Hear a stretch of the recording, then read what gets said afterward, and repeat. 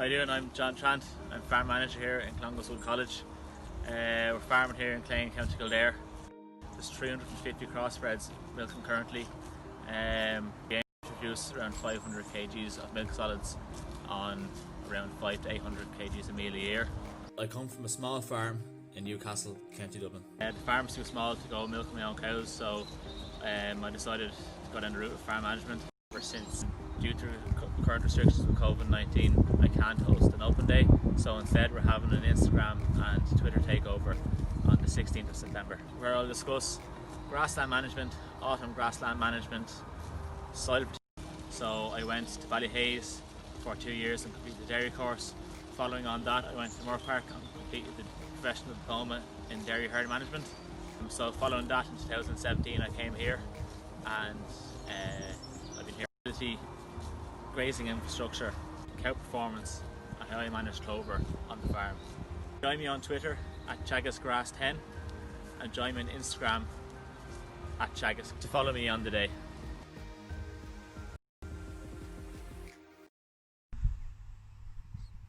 That's us finished up for the evening. Join me in the morning at 9 AM for the start of my social media takeover.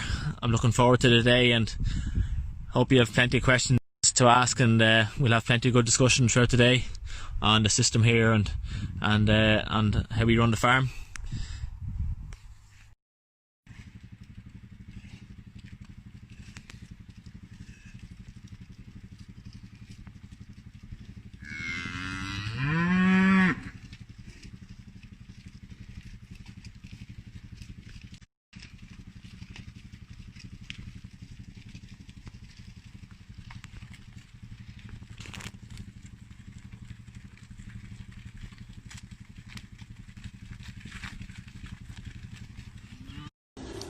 Come from a small farm in Newcastle, County Dublin. The farm was always too small to go milk my own herd on, so management was the route I had to go down. I went to Ballyhaise and did 2 years of the dairy herd management, the advanced dairy herd management there, and I picked up the basics: grass measuring, budgeting, farm planning, and there's practical stuff as well alongside that. And on from that I went down to Moore Park and did the advanced diploma in dairy herd management. This was a lot more technical and it based it more off owning your own cows, owning your own farm, as well as farm management, kind of using farm management as a stepping stone to share a farmer and a contract milking or leasing a farm. So that's when I kind of focusing on where I'll go next or where I'll work next. So I always had Clongowes and radar to kind of come and get a bit of experience and maybe do something with my home farm. But just as it happens, when I was finishing the course, I heard that there was a farm manager's role coming from Clongowes. So I rang that current farm manager and he came over for a chat, and that's when I started working in Clongowes.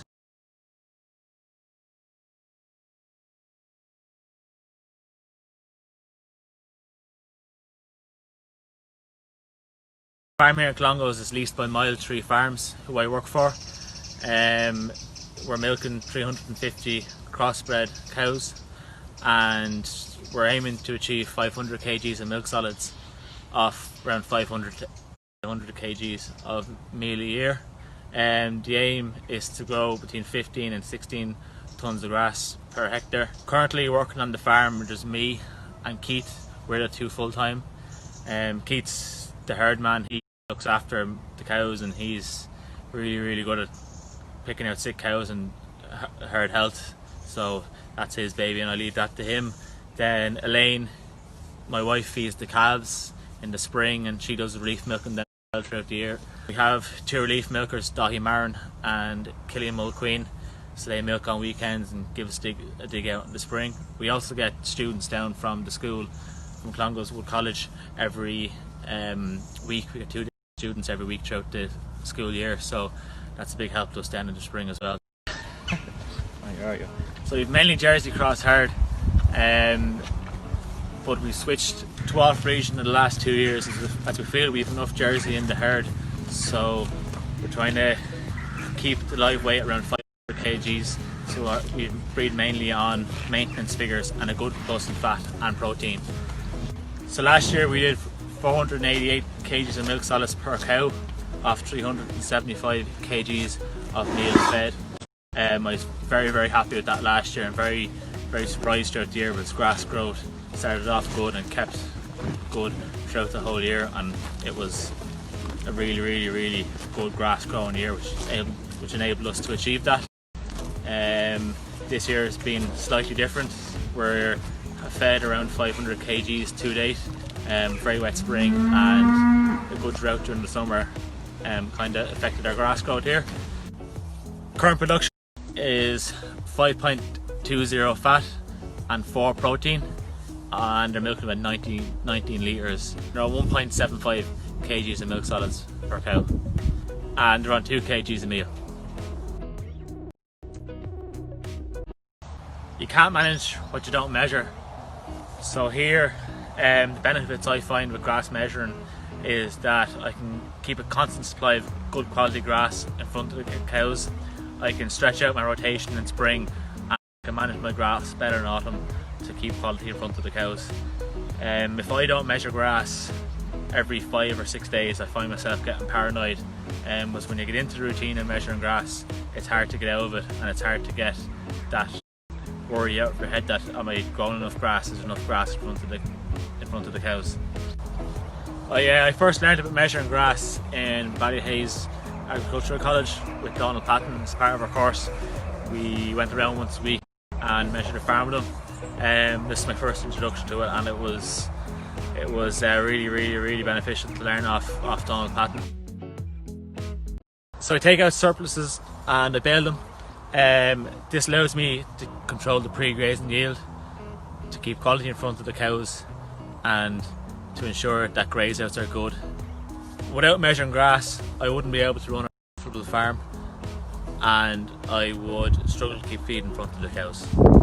This measuring also allows me to control grass growths and control and stretch out the amount of grass I'm feeding the cows in times of poor growth or in times of drought, and it allows me to have less stress and less worry about do the cows have enough feed, how long will the feed last, when will it need to feed silage. It takes away all that worry and streamlines decision making on the farm. So clover on the farm because it's a legume and it fixes nitrogen. So now we have about 20% of the farm sown with clover. We sowed in the reseeds. The plan was this year to oversow most, if not all, of the farm with clover, but conditions at the time didn't allow us. This paddock we're standing in here now has received a half rate of nitrogen since July, and we have skipped 2 rounds in it, including the last round. So as you can see, the paddock is still lush and green. We want to cut down on our nitrogen usage and our costs here, so that's the main reason we're sowing clover, but it's also the increased leaf content in the sward and the increased energy value that comes from clover will stand in the bulk tank. So we sow clover on the farm because it's a legume and it fixes nitrogen. So now we have about 20% of the farm sown with clover. We sowed in the reseeds. So we tried to oversow clover in April, May. So after we oversow, we don't spread any nitrogen on it for the remainder of the year, only spread a half rate on it, but we try to spread slurry on it as much as we can, or give it slurry every time it's grazed, and this really helps bring it on and provide P and K for the clover plant, which is essential for it. So this paddock has received 120 units of nitrogen per acre, and it's on track to grow around 14 tonnes of grass this year. It is tricky to manage at the start. We say for like this paddock, we'd set up strip wire in the field and only give them a small little bit while we're milking, and when we have the parlour wash, we'll come out after milking and we lift the strip wire and let them off into it, and that should stop any cases of bloat. So it's important to graze grass down tight when there's clover in the sward, as it lets light down to the stolon. See here and on the ground, as it will help establish more clover in the sward, increasing content.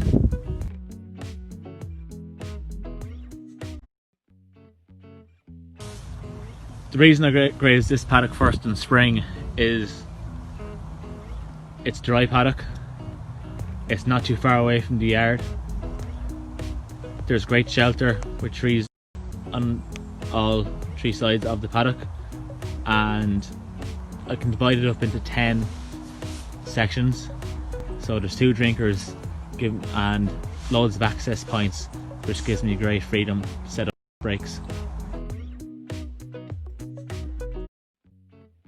My goal is to have grass on the farm for springtime, so that starts now with budgeting out my grass in the autumn. So I'll start closing paddocks here on the 10th of October, and I'll aim to house the cows around the 20th of November, and this will ensure that I have plenty of grass in the spring in front of the cows. So I'll start closing in rotation from the 10th of October, and once I graze a paddock it won't be grazed again, it's closed for the year. So I'll aim to have 75% grazed and closed by the 1st of November. The milking platform here is 116 hectares and 75% is 87 hectares. So that's roughly 4.3 hectares a day I'll need to graze to close up the farm. And then this will be reduced in November to keep grass in the diet. So we will use silage to stretch out the grass in November. Stocked at 2.9 cows per hectare on the grazing platform. So this means I have to close up the farm at a cover of 700 kgs of dry matter per hectare, and I'll aim to have around 900 kgs of dry matter per hectare on around the 1st of February.